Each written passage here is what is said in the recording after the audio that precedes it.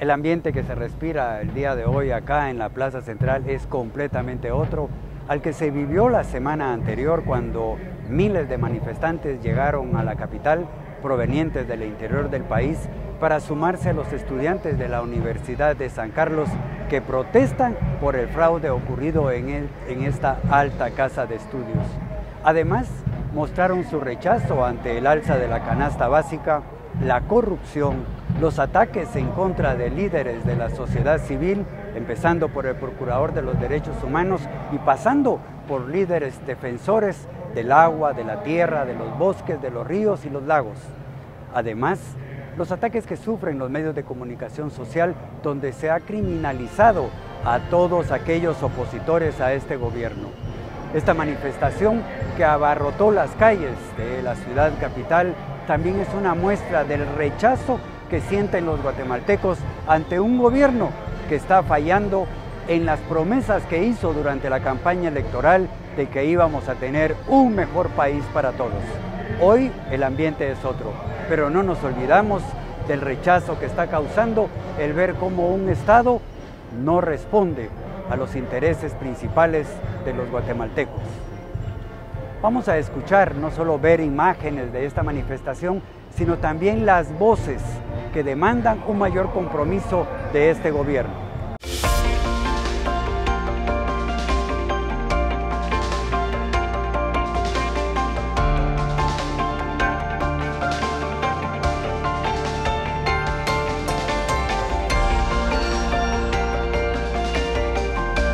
Sin rodeos, análisis, entrevistas y opinión. Con Haroldo Sánchez, una producción de Factor 4.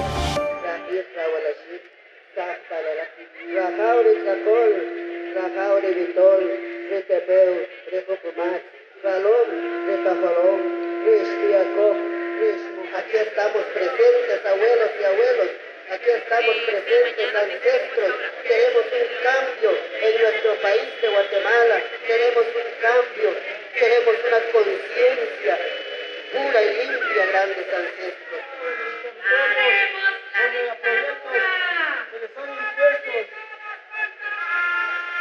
Hoy estamos acá por todas estas organizaciones campesinas. Diputada, ¿qué opina usted de este día donde los pueblos indígenas se han hecho presentes acompañados de estudiantes de la universidad? Sí, en el marco del Día Internacional de los Pueblos Indígenas, como hemos podido ver, desde el 9 de agosto se hicieron distintas movilizaciones en distintos puntos del país y hoy están aglutinadas acá en la ciudad de Guatemala. El pueblo hoy está totalmente indignado ante un gobierno no solo corrupto, con vínculos al crimen organizado, sino que represor. Hemos estado viendo cómo están impulsando en el Congreso de la República una serie de iniciativas de ley que precisamente lo que quieren es callar al pueblo de Guatemala. Es que quieren utilizar toda la fuerza pública para limitar nuestro derecho a la libertad de expresión, nuestro derecho a la manifestación. Por todas esas razones, el pueblo hoy organizado, autoridades indígenas, estudiantes universitarios, organizaciones sociales, diputados de oposición y así múltiples organizaciones y actores sociales que están manifestando su indignación. Estamos hartos, cansados de este gobierno, de esta cooptación del Estado y por eso estamos acá en las calles manifestando y alzando nuestra voz. No nos van a callar, no nos van a limitar nuestros derechos, vamos a seguir defendiendo nuestros derechos consagrados en la Constitución Política de la República y primero caerá el gobierno, pero no nuestros derechos fundamentales. ¡Que viva! ¡Que viva la universidad! ¡Que viva! ¡Que viva los pueblos originarios! ¡Que viva! Es de suma importancia. Recordemos que la universidad se debe estrictamente al pueblo y que ellos nos vengan a acompañar para nosotros es una cosa bien especial, dándonos su bendición, la bendición de los abuelos, como ellos dicen, y para nosotros es muy placentero y también pues unirnos a la lucha con ellos, ¿verdad? En torno a la situación de la universidad, ¿qué opinas? Bueno, es una cosa bastante seria. La verdad que es triste que la corrupción haya entrado a la universidad a tales niveles en las que pues ya sin mayor descaro se atreven a robar, a que la mafia crezca, sobre todo en la rectoría, ¿verdad? Que es lo único que, pues el pacto de corruptos es lo que quiere, a tener la universidad. Los estudiantes pues nos oponemos a eso, a que el pacto de corruptos llegue a la universidad. Hoy la Facultad de Agronomía, el Comité de la Asociación y las demás facultades de la Universidad de San Carlos nos unimos en una misma voz y decir que no queremos rector y que queremos unas nuevas elecciones, ¿verdad? La situación actual es de que seguimos resistiendo desde el 27 de abril, desde que los compañeros estudiantes y estudiantas toman las instalaciones del Museo Universitario en inconformidad a una elección anómala, en donde no se incluyen como tal a los cuerpos electorales de agronomía y otros cuerpos electorales como tal, ¿verdad? Entonces, la resistencia está como tal para solicitar y exigir que haya unas nuevas elecciones y que todos los estudiantes y estudiantas puedan ser incluidas y no se les vete el voto, ¿verdad? Nosotros hemos tenido que utilizar ese tipo de medidas de presión porque también la parte legal ya fue agotada. Estamos pendientes del resultado de muchos amparos, muchos recursos de revisión, etcétera, ¿verdad? El último abuso de poder y autoridad del Consejo Superior Universitario fue el planteamiento de 11 miembros del Consejo Superior, donde pedían la revisión de todo el proceso de elección y fue desestimado. Así de sencillo, ¿verdad? Y un proceso de revisión bien planteado y argumentado. Dentro de la normativa de la universidad, con 3 miembros del Consejo Superior que hagan eso, lo tienen que acatar. Y aquí fueron 11 personas y lo desestimaron. ¿Qué más podemos decir? Estamos pidiendo el diálogo, estamos pidiendo realmente no solo abordar la crisis del fraude electoral que desbordó totalmente la problemática sancarlista, ¿verdad? Y estamos pidiendo el diálogo. ¿Cómo pudiéramos explicar la actual situación de la universidad al día de hoy? El tema es un tema bastante complejo porque pues, históricamente la universidad ha tenido participación en las decisiones del país, digámoslo así, ¿verdad? Desde su concepción y esa misma participación ha hecho que actualmente se vea cooptada o se vea amenazada por todo el sistema que también de gobierno existe por fuera de la universidad. Yo creería que la universidad en este momento es el reflejo de lo que está pasando, o sea, es un reflejo pequeñito de lo que está pasando a nivel de país. Urge rescatar al pueblo de Guatemala que está en poder de las grandes mafias aquí en Guatemala. Urge que rescatemos la máxima casa de estudios, la Universidad de San Carlos de Guatemala, de las garras de las mafias que no la quieren soltar, que han hecho elecciones en forma fraudulenta.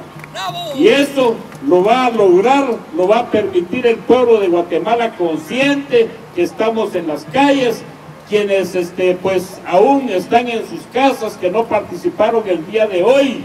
Yo les pido que tenemos que romper con ese miedo, porque ellos felices cuando el pueblo guatemalteco está miedoso, les tienen miedo. Quienes tienen que tener miedo son esos corruptos, son esas mafias que han capturado las estructuras del pueblo de Guatemala, quienes han capturado las estructuras del Estado. ¿Cuáles son las estructuras del Estado? El poder ejecutivo, el poder legislativo y el poder judicial. Ese poder judicial cooptado que ahora está persiguiendo a fiscales de los buenos como Juan Francisco Sandoval, como a jueces como Miguel Ángel Gálvez y a otras jueces que se han tenido que ir de Guatemala. No permitamos, hermanos y hermanas, amigos y amigas, que más guatemaltecos y guatemaltecas tengan que buscar el exilio tan solo porque estos corruptos tienen cooptado el poder. No permitamos, hermanos y hermanas, amigos y amigas, que más guatemaltecas tengan que entrar a la prisión solo porque estos corruptos así lo desean, como han hecho con José Rubén Zamora en las últimas horas. No nos queda más alternativa que seguir luchando. No nos dejan más alternativa que ocupar las calles. Hoy es nuestro tercer día de permanecer en las calles. El 9 de agosto, el Día de los Pueblos Indígenas, estuvimos en los territorios. Ayer estuvimos en los territorios, en asambleas, y hoy estamos en las calles de la ciudad capital, porque este es el lugar del pueblo donde estamos en estos momentos. Estando en este mismo lugar, en este mismo sitio, es que se logró derrocar a Jorge Urico. ¡Que viva el pueblo de Guatemala! Estando en este mismo lugar y en este mismo sitio es cuando derrotamos a Otto Pérez Molina, a Roxana Landete. Y hoy ya llegamos, ya estamos acá, ya ocupamos este lugar y por lo tanto próximamente a quien veremos caer es a Yamatei y a su grupo de corruptos.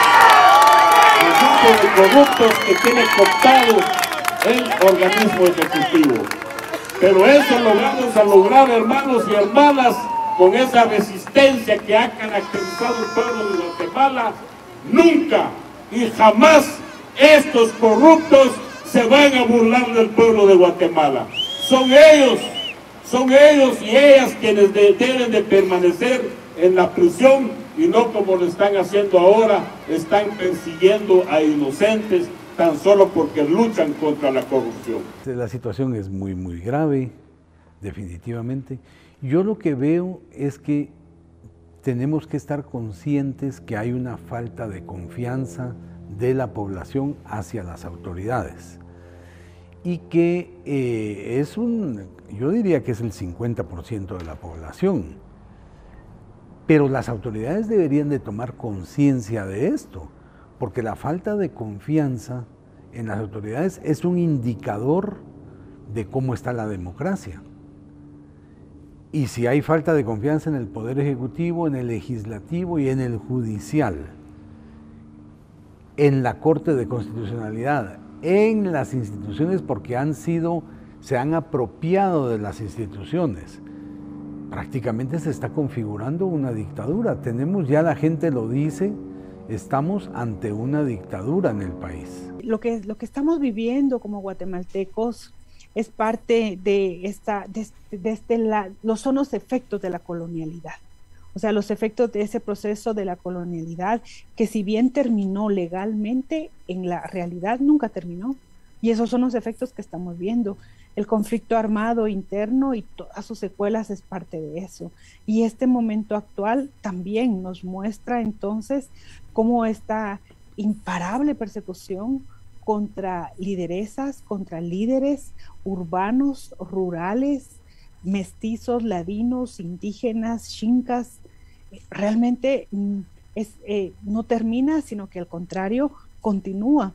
Vemos un país que ha tenido una capacidad impresionante de construir cuadros sumamente valiosos, pero no ha sido capaz de mantener esos cuadros, sino al contrario, de criminalizarlos, de obligarlos a dejar sus propios espacios, su propio país, y son personas que terminan abonando en muchos otros sectores fuera de Guatemala cuando deberían de estar aportando, pero es parte de este proceso guatemalteco. También es parte de que Guatemala, como un estado finca, como se ha teorizado, se sigue manteniendo. Obviamente ya no es la finca de la década de los 70, de la década de los 80. Sí, es una finca total con diferencias, especialmente por el tipo de plantaciones que ahora se producen, pero que en el fondo sigue manteniendo el mismo sistema de control, el mismo sistema de mantener a la mayoría de personas en una línea de sobrevivencia. Esa línea de sobrevivencia es tan fundamental porque es la que permite que existan los brazos necesarios para hacer mantener y que esa riqueza se siga produciendo sin que esa riqueza realmente se desborde para las mayorías. Es una tragedia que en Guatemala actualmente la mayoría de sus mejores cuadros estén fuera.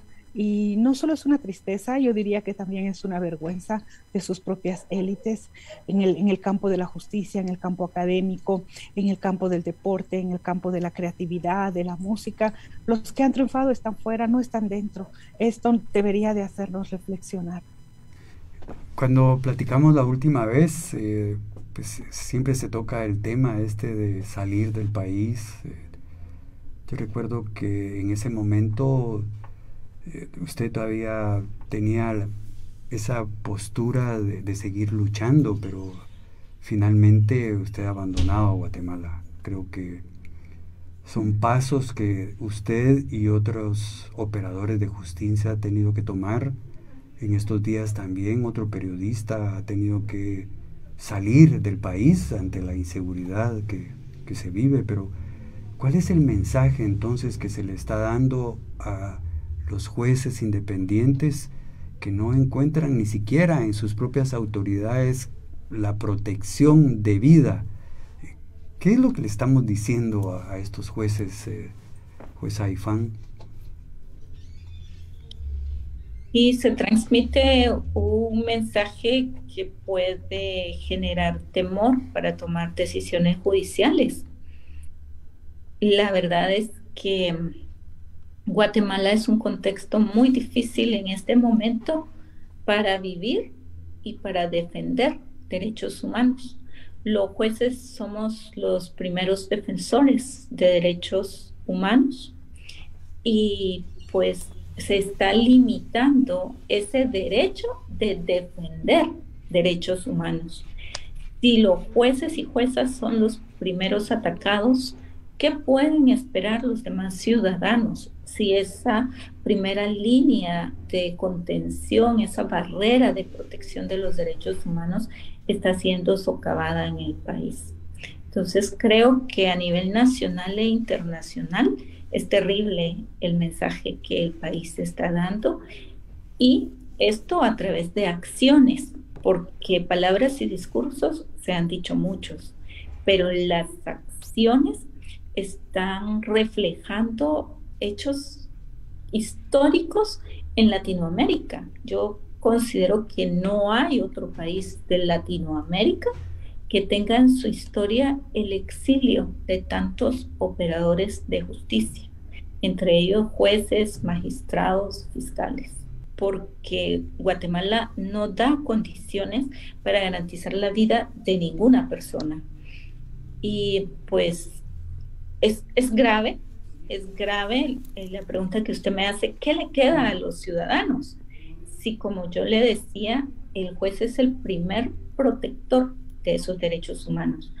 Ante estas circunstancias nos podemos ver en un panorama en el que una persona que sea culpable pueda salir libre de manera impune y una persona que sea inocente pueda ser detenido o detenida arbitrariamente, o sea, ilegalmente, sin que exista realmente un delito de su parte.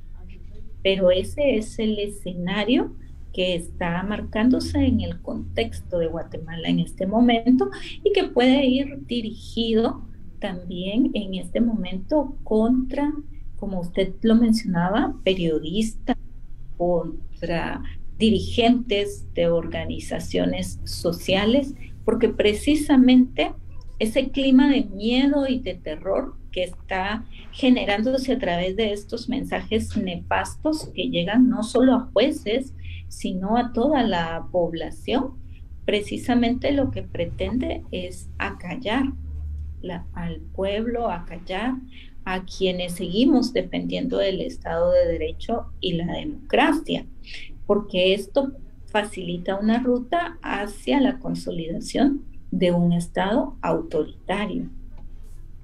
Que a veces, digamos, pensamos los guatemaltecos que estamos acá adentro que lo que nos ocurre solo queda a nivel nacional, pero es evidente que está trascendiendo más allá de nuestras fronteras lo que está pasando en Guatemala.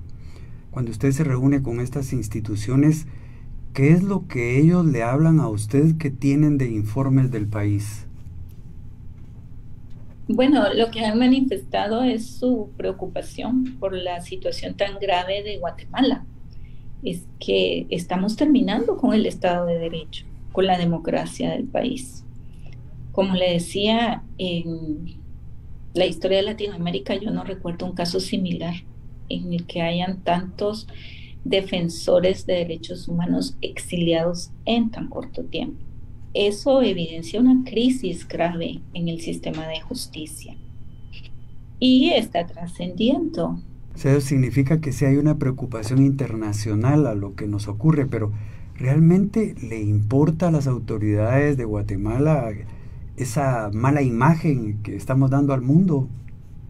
Lo que sucede, Haroldo, es que en el caso de Guatemala ellos están disfrazando estas circunstancias en una aparente legalidad.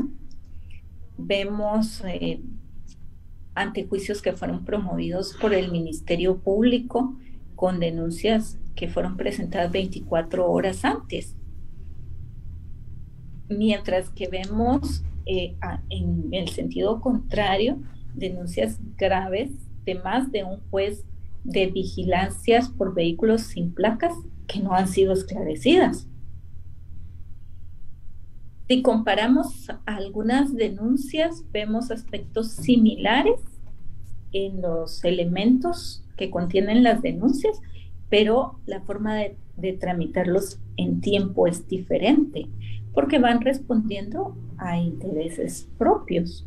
Entonces, estos procedimientos bajo esa aparente legalidad es un poco más difícil de explicarlo al exterior, a las personas que no conocen el contexto de Guatemala y que solo ven una parte de lo que está sucediendo, porque reviste precisamente esa apariencia de legalidad. Pero cuando las personas ya se toman el tiempo de analizar el contexto, las situaciones, la historia de las instituciones y de las personas que están siendo perseguidas, es claro establecer un elemento base en común, que es haber trabajado por un sistema de justicia independiente, haber luchado contra la corrupción y la impunidad en casos de alto impacto. Y esto lo podemos ver en la persecución a jueces, a fiscales, a periodistas, a activistas de derechos humanos, quienes han tenido importantes aportaciones en la lucha contra la corrupción y la impunidad, están siendo perseguidos en Guatemala en este momento.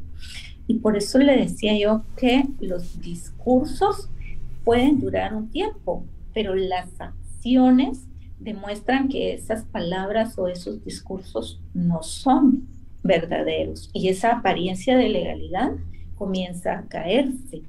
Y eso es lo que llama la atención en los ámbitos internacionales ya en este momento. Tengo un año de estar fuera de Guatemala, lo cumplí recientemente el 23 de julio y lo que vemos es que lejos de tener alguna esperanza de un retorno cercano, he sido testigo desde acá cómo se ha profundizado la dirección del sistema judicial de Guatemala para proteger un sistema de corrupción, un sistema de impunidad y dirigido a atacar a todo detractor, a cualquier operador de justicia, a la prensa, que este es el tema de boga en este momento, y a cualquier activista que sea disidente de la opinión o de la dirección que tiene la administración pública. Si usted ve en papeles o ve en la formalidad, estamos en una democracia, hay respeto a la libertad de expresión, existe un sistema judicial, hay elecciones cada 4 años, entonces podría yo sobre el papel vender una situación normal, pero quienes logramos descubrir o no descubrir, poner en evidencia, más que descubrir, porque la prensa a lo largo de la historia ha tenido un papel preponderante y siempre ha hecho los señalamientos, pero sabemos de que vivimos en un estado capturado. Eso es Guatemala, un estado capturado y se ve reflejado en cualquier indicador. Yo le hablo del tema judicial porque me consideraba experto en el sistema judicial de Guatemala. Logramos descubrir y desnudar la confabulación ilícita para conformar cortes, entre otras situaciones, pero cualquier indicador que usted mida del país en desarrollo humano, en competencia, en igualdad de derechos, usted va a ver que somos un Estado que no tiene rumbo. Juan Francisco, dice que la vida se mueve a través de percepciones, y la percepción que se tiene es de que hay una institución, la Fundación contra el Terrorismo, que está obteniendo cuotas de muchísima influencia en el Ministerio Público. ¿De qué manera esto altera y afecta a esta institución? Bueno, lo que hemos visto es que esa fundación impone la agenda del Ministerio Público.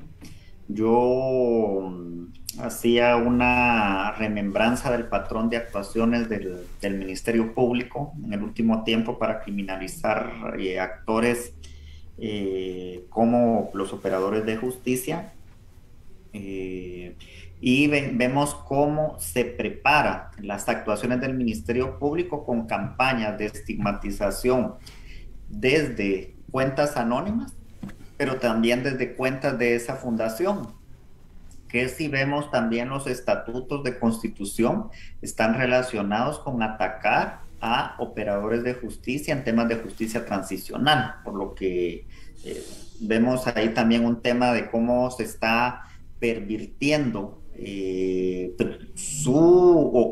motivo por el que fueron constituidas, y de la misma manera cómo están abusando de la facultad que le da el Código Procesal Penal a cualquier guatemalteco de querellarse en graves actos de corrupción, en graves casos de violaciones a derechos humanos o en casos en donde existan funcionarios públicos involucrados. Veamos una equiparación. En el caso de la CICIG, la ley daba facultad para querellarse o ayudar en la investigación, y fue una institución creada a petición del gobierno. En el caso de esta fundación, defiende intereses de los involucrados en graves casos de corrupción. Y cuando yo estaba en Guatemala, estaba aún con 80 denuncias en mi contra. El 50% habían sido presentadas por esa fundación. Las denuncias, la mayoría ahí siguen abiertas. De hecho, yo tengo 2 órdenes de captura en mi contra, y fue la Fundación contra el Terrorismo la que las promovió. De hecho, el tema el primer caso por el que tengo orden de captura, que porque de plano yo me entregué bien la mesa cuando me vine de Guatemala y las condiciones en las que tuve que salir, y si en todo caso había alguna cuestión, fue la que sirvió para darle trámite a mi renuncia, y que no pasaba de ser una cuestión meramente administrativa, pero motivó una orden de captura en mi contra, empujada por esa fundación. Luego con el tema de Odebrecht, donde cada día cambian de historia, y imagínese de que se me criminalice porque haya cumplido con mi función. Los fiscales, la ley contra la delincuencia organizada establece de que somos los facultados, o éramos, señora fiscal, estaba facultado para suscribir convenios de colaboración, y esa fundación hace 4 años me denunció. El Ministerio Público desestimó la denuncia, pero como era capricho de ellos reabrir la investigación, por ese motivo fue generada mi segunda orden de captura. Y son quienes ya anunciaron de que el juez Gálvez tiene que salir al exilio o le espera la prisión. Ya anunciaron lo mismo del Procurador de Derechos Humanos, ya lo hicieron con Erika Aifán. Entonces, si el sistema de justicia está sometido a amenazas de esa fundación, estamos hablando de un verdadero sistema de justicia. ¿Qué ha sido lo más complicado en estos 5 años al frente de esta institución? Bueno, la asfixia financiera por parte del Congreso de la República, ¿verdad? Porque yo he tenido alrededor de 17 antejuicios. Ninguno ha sido declarado con lugar, afortunadamente, no han prosperado. Han habido 6 intentos de remoción del cargo en el Congreso de la República. En estos 5 años tampoco han prosperado. Entonces se fueron contra lo financiero, porque primero, si me sacan a mí del cargo, si me declaran como antejuicio, a mí me damnificaban. Pero el tema financiero sí ha puesto en serios apuros a la institución, en angustias a las personas que trabajan en la PDH, y eso ha sido muy vil, digamos, por llamarlo de manera.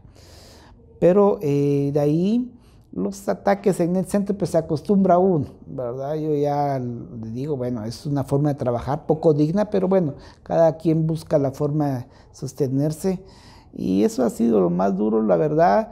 Pero en contraposición, yo sé que me pasaron la factura por haberme posicionado y no estar neutral en un tema tan fundamental que era la lucha contra la corrupción y la impunidad.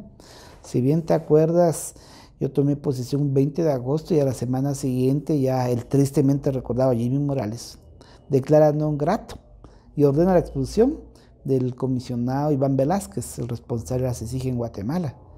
Entonces dije, ¿qué hago? ¿Me quedo en modo avión? No, pues tenía que actuar y planteé una acción de amparo, que afortunadamente tuvo eco y detuvo esa decisión. Después se fue contra los investigadores, después contra Naciones Unidas. Era un asunto ya en que él, su círculo político y familiar y sus aliados económicos estaban ya siendo afectados por las investigaciones de la CICIG y de la FESI. Entonces, lógicamente eso no fue grato para el status quo. Como dijera también el exdiputado Linares Beltranena en una ocasión, yo no sé cómo se nos coló, porque evidentemente no lleno el perfil como un funcionario normal del actual status quo en Guatemala. ¿Ha cambiado, ha mejorado o ha empeorado la situación del respeto a los derechos humanos en Guatemala? Tristemente tengo que reconocer que ha empeorado. Guatemala para mí es como un parqueo subterráneo, porque uno piensa que ya llegó al último sótano y no, hay otro y otro. Yo pensé que con Jimmy Morales nos había ido muy mal, y sí nos fue mal, pero actualmente estamos peor, ¿verdad?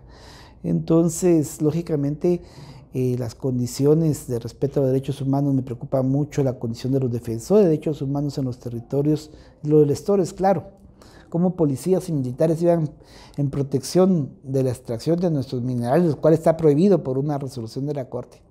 Pero aparte, cómo se criminaliza también a los defensores y a los periodistas, sobre todo en los territorios afuera de la capital. Estoy expuesto, creo que a un punto, tal vez a un largavistas, a un microscopio, como quiera decirse, a encontrar lo más profundo de las deficiencias de un gobierno tras gobierno. Desde que tengo memoria en el hospital. Y yo sé que hay muchos lugares donde se puede sentir eso, bueno, casi en todos, en educación, en justicia y todo, pero salud es un tema muy sensible, y cuando ves gente sufrir por la falta de una cama, un medicamento, te sacude, te hace impotente, tratas de dar lo mejor, pero también se frustra uno, se entristece.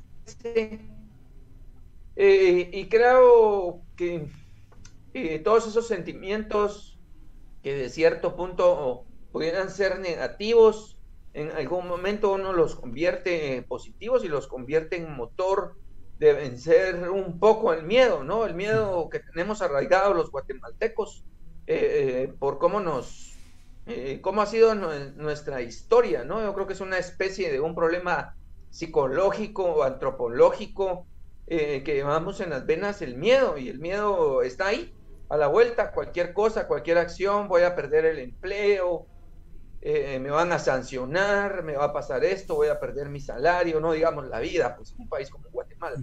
Y entonces es ese encuentro, Haroldo, de sentimientos que te puedo confesar que durante estos años no me he sentido tan valiente de expresar las situaciones por el riesgo que uno corre personal y para la familia incluso, pero a veces pues te rebasa más la indignación, la impotencia de toda esa situación de ver el dolor de tu gente, de tus hermanos y muchas veces familiares, consanguíneos tuyos, y saber que nos están arrancando un lugar que es de nosotros, el San Juan de Dios, el Roosevelt, nuestro sistema de salud, nuestra educación, educación, nuestras carreteras, nuestros impuestos se los están llevando.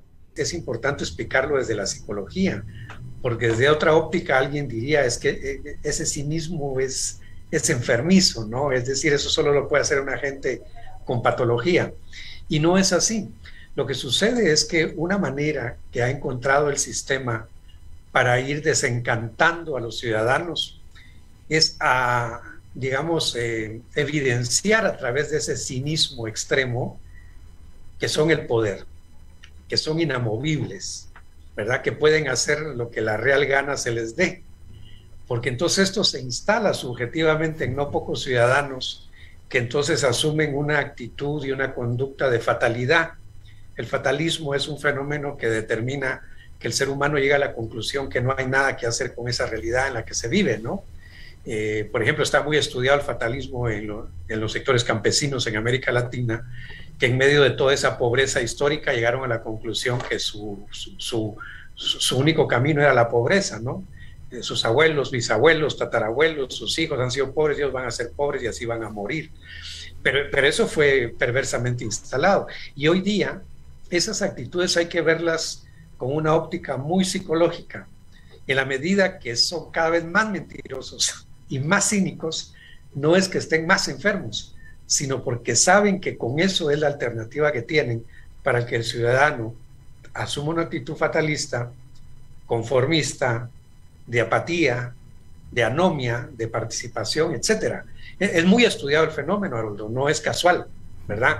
Porque si estuviéramos en una sociedad mínimamente organizada, uno no entendería cómo ciertas cosas que ocurren, por ejemplo, con las mentiras que se dicen, no ocurrirían, y un funcionario de ese tipo ya estaría fuera hace rato, hubiera sido juzgado por la opinión social. Aquí lo vemos una vez y dos veces y tres veces porque han entendido que una manera de reacondicionar, este es un concepto en psicología, el acondicionamiento operativo se le llama, esa figura de que la impunidad es inamovible, que los poderosos van a hacer hoy, mañana y siempre, que no hay nada que hacer con ellos, si no quieres tener problemas, mejor no te metas. ¿Por qué la persecución de los fiscales o los que estuvieron trabajando en la FESI?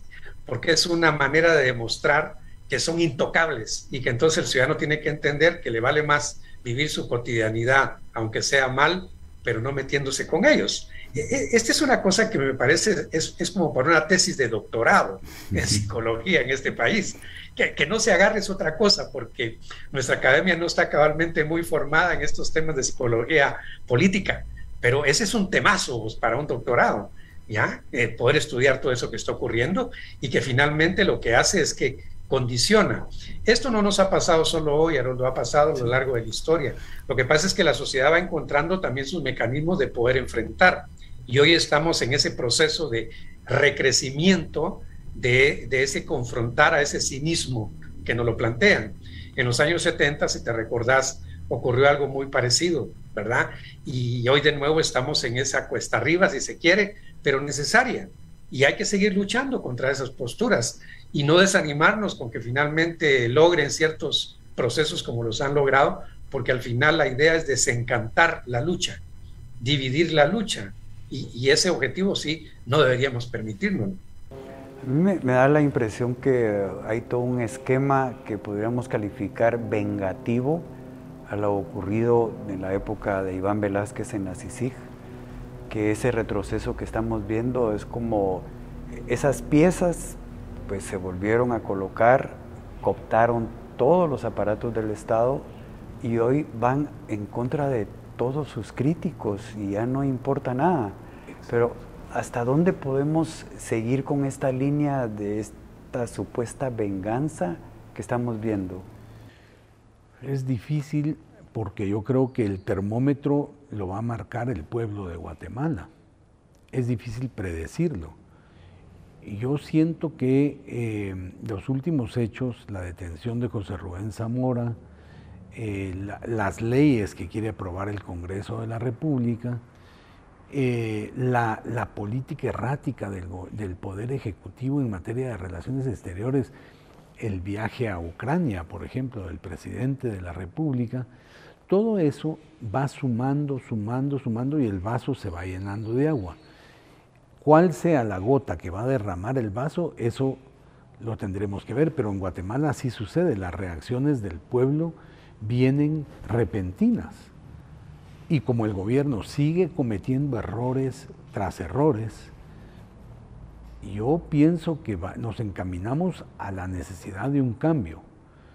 Claro, vienen elecciones, se predice un fraude electoral, así como hubo un fraude en las elecciones de segundo grado, ahora se espera un fraude en las elecciones de primer grado, en las próximas elecciones, y no sé si ese sea el vaso, que es la gota de agua que derrame el vaso, o bien si suceda algo antes de las elecciones que provoque un cambio y la reacción del poder popular. Aquí hay actores que sufren más desgaste que otros.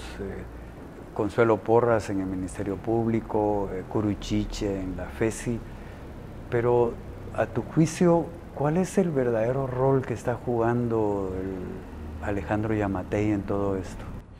Bueno, yo creo que Alejandro Yamatei está jugando un papel para apoyar la implementación de esta estrategia regresiva. Pero no solo es él. Hay empresarios, hay militares. Renzo, si nosotros nos fijamos solo en ese sector privado, también le estamos quitando la amplia responsabilidad que tiene el sector político. O sea, eso no hay que dejarlo de lado, porque son ellos al final, en la figura presidencial, en los diputados, en magistrados, los que están llevando al país al barranco. Entonces ahí sí, yo sí quisiera que habláramos sobre este tema también. Perdón, los partidos políticos tienen un alto nivel de responsabilidad. Y me refiero no solo a los partidos, porque si les endilgamos esta responsabilidad, hay que tomar en cuenta con que no solo el diseño, sino la realidad de los partidos en Guatemala es que son cascarones. Entonces le estamos responsabilizando a unos instrumentos que son realmente bastante vacíos. Pero yo creo que los que sí tienen mucha responsabilidad son aquellos que se dicen políticos, aquellos que algunos denominan la clase política, que yo le quito la palabra de clase, pero son los políticos, los que están en la dinámica misma, indistintamente de qué partidos representen y demás, o qué partidos formen parte. Creo que lo fundamental, entonces, y cuando hablamos de políticos, creo que hay que decirlo con más detalle. Hay que hablar, uno, de los que están en la toma de decisiones. Me refiero que son los que tienen hoy la conducción de los tres poderes del Estado. Y en el caso, por ejemplo, del Congreso de la República, los partidos, o la mayor parte, no todos, pero sí la mayor parte de partidos y de personas que están por esos partidos en el Congreso de la República, realizando primero los diputados, pero también los equipos que están alrededor.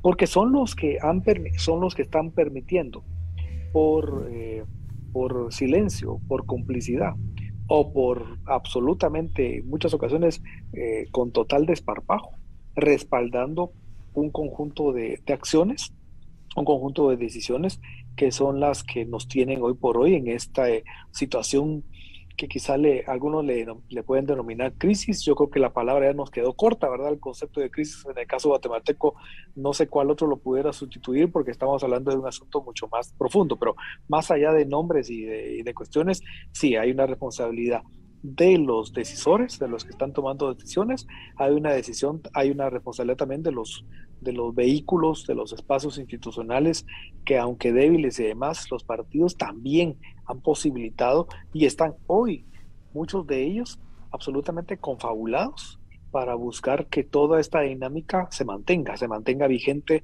e inclusive pueda aumentar la velocidad de la situación de inestabilidad que tenemos en el país, reitero, utilizando las elecciones venideras como el mecanismo del recambio, pero solo de cambiar la estafeta, no cambiar su contenido ni mucho menos. Básicamente el supuesto es que en el corto plazo este conjunto de actores que están envalentonados, aliados de manera coyuntural, ¿verdad? No en términos estructurales, digamos, en los últimos 3-4 años, sigan aprovechando. Pero estamos hablando de un aprovechamiento visceral, de un aprovechamiento con todo, pero digamos, están hablando ellos de trazos cortos, trazos pequeños.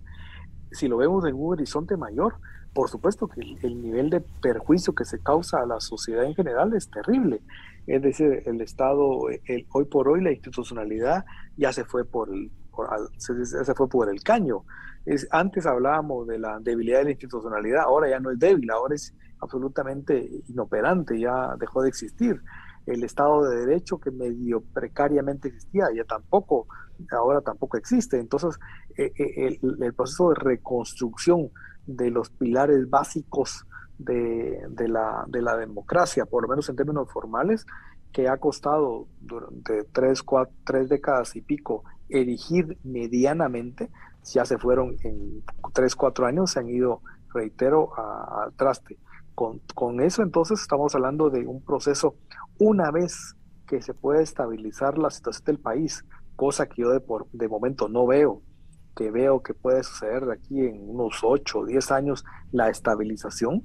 Si eso sucede, digamos, ahí habrá que sumarle por lo menos unas 2, 3 décadas más de recuperación un poquito de las fuerzas motrices que teníamos hasta hace algunos años. Ese es el problema para mí central, ¿verdad? Es decir, el nivel de recuperación del daño que se está haciendo, no del daño hecho, sino del daño que se sigue haciendo día a día en el país, hay que exponenciarlo, hay que convertirlo.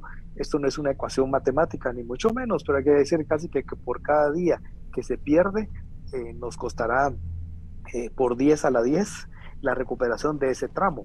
Entonces estamos hablando de un proceso de recuperación de confianza, de mínima credibilidad, de espacio para la realización de negocios en buena ley, de recuperación del mínimo de institucionalidad, del mínimo de Estado medianamente efectivo. O sea, recuperar esto, no estoy hablando de ponerla al 100, pero por lo menos en pararlo sobre ciertos ladrillos es, creo yo, algo que no se quiere ver y que nos perjudica enormemente, sin sumarle las externalidades que ahora se están dando. Es decir, la pandemia es una externalidad que nos ha causado N tipo de daño que todavía no sabemos medirlo, y lo que está ocurriendo ahora, 2022, con todo lo que hablamos de crisis de inseguridad alimentaria, crisis económica, mayor empobrecimiento, incremento de las desigualdades, hace que el daño sea todavía más fuerte. Yo siento que hay que hacer un análisis a fondo. El gobierno debería de estar preocupado por la situación. Sin embargo, no lo está, siguen adelante, creen que tienen todo el poder porque es una dictadura, entonces está concentrado el poder y nada parece que los pudiera parar. Creo yo que podría la fuerza del pueblo, la organización popular, esa puede parar esta situación y cambiar. Puede cambiar porque vendrían a ponerle un alto a la política gubernamental. Leyendo un poco la historia prehispánica, la historia colonial y también la historia contemporánea, muy pocos momentos pueden decirse en los cuales ha habido cierta unidad, ¿verdad? Es muy difícil y creo que cuando se ha logrado ha sido como una unidad muy frágil. De hecho, yo creo que la unidad es sumamente frágil porque hay muchos intereses alrededor, hay muchos privilegios que defender, que mantener, muchos intereses también políticos, culturales, económicos, ¿verdad? Y creería que más que pensar en una unidad, me gustaría pensar en alianzas estratégicas entre las y los guatemaltecos de diferentes pueblos que amamos nuestra tierra, que quisiéramos ver y también heredar un territorio distinto y un ejemplo distinto. Yo creo que es la unidad, las alianzas estratégicas, Haroldo. ¿Cuál sería nuestro objetivo ahora, ¿no? ¿Cuál sería nuestro objetivo este año o para las próximas elecciones? ¿Realmente qué queremos? ¿Cómo queremos ver este país, ¿no? Y yo creo que pueblos indígenas sí tienen propuestas.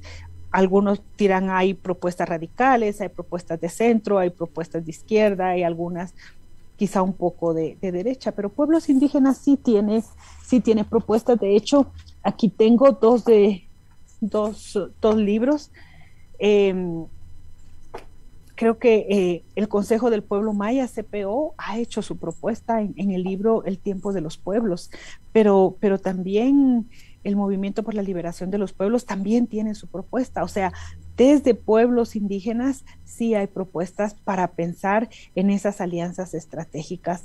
Ahora, como tú sabes, desde la capital muchas veces ven con... sin mucho valor estas propuestas que emergen de nuestras hermanas y hermanos que están en el interior. Yo creo que algo que nos hace falta y que sería como una ruta a recorrer es el camino por conocernos. Yo creo que nos conocemos muy pocos. Creo que nos conocemos con demasiadas limitaciones, hay demasiados estereotipos alrededor de quiénes somos, de quiénes somos los otros, pero también tiene relación con la construcción del otro, ¿no? Con esas identidades que han sido construidas, creadas y recreadas en países como el nuestro. Y eso nos impide, ¿no? Eso siempre estamos con el temor de que bueno, van a querer usarnos o del otro lado también quieren aprovecharse. Yo creo que falta conocernos. Yo diría que necesitamos conocernos. Es una pena, por ejemplo, cuando uno lee que, por ejemplo, grandes mujeres como, por ejemplo, Claudia Paz y Paz, como Thelma Aldana, con toda la capacidad que tienen, una está dirigiendo un instituto tan importante en Mesoamérica y la otra está en Estados Unidos. Yo diría, si tan solo hubiera habido oportunidad en Guatemala como mujeres de haber compartido con la diversidad de mujeres que tiene Guatemala, cuánto se hubiera podido aprender de ellas, cuánto hubieran podido aprender las estudiantes jóvenes de derecho, de otras carreras similares o distintas. Mira, se conoce de ellas por las condiciones en las que están. O sea, yo creo, Haroldo, que debemos empezar conociéndonos para pensar entonces a discutir otros temas, como por ejemplo, cómo vemos ese futuro o qué futuro queremos dejar para nuestros hijos, nuestras hijas, para nuestros nietos, y desde ahí pensar. Y creo que propuestas hay. En un momento me tocó hacer un análisis de las propuestas desde pueblos indígenas y llegamos a contabilizar, analizar y a leer casi 19. Mucho más cuando uno ve esta riqueza comparada con la propuesta desde las élites en Guatemala. Ellos solo tienen una propuesta y es la que han mantenido, la que defienden aún con la muerte de los otros, sin importar eso. Eso es lo único que defienden. No hay nada nuevo, no hay nada novedoso. Y sin embargo acusan a pueblos indígenas de falta de capacidad, de falta de visión, de estar en contra del desarrollo, un desarrollo nada más. Pueblos indígenas te puede hablar de muchísimos desarrollos en territorios acuáticos, de desarrollo en territorios terrestres, en fin, hay tanto que pueden enseñar, y no solo en Guatemala, sino a lo largo de los 5,000 pueblos indígenas que existen. Sin embargo, eso no se toma en cuenta, eso no es algo que pese o que importa. Creo que entonces el primer paso es iniciar por dar esos primeros pasos que tienen que ver con el saber quiénes somos, qué podemos aportar y sobre todo conocer, dar espacio para los sueños de los otros y de las otras. Digamos pues el Consejo del Pueblo Maya, porque uno de los objetivos también es recuperar el ser maya en sí, ¿verdad? El pensamiento filosófico del pueblo maya, y termino diciendo que además de la defensa del territorio, además de la recuperación de la identidad histórica de los pueblos, nosotros pues también planteamos la necesidad de transformar el Estado, ¿no? Cómo terminar con este modelo Estado-Nación en un Estado plurinacional para que entonces construyamos nuevos relacionamientos políticos, económicos, sociales y culturales, y que realmente se profundice la democracia en este país. Yo creo que esta es como la deuda histórica que existe y que tenemos que resolver en Guatemala a partir de pactos políticos y sociales.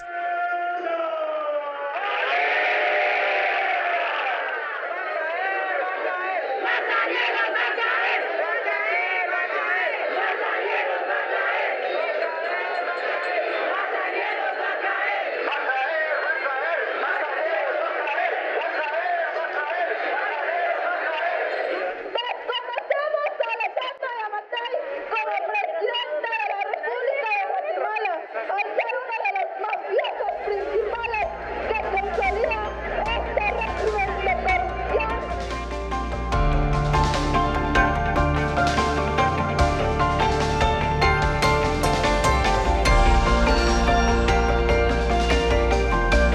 Sin rodeos, análisis, entrevistas y opinión.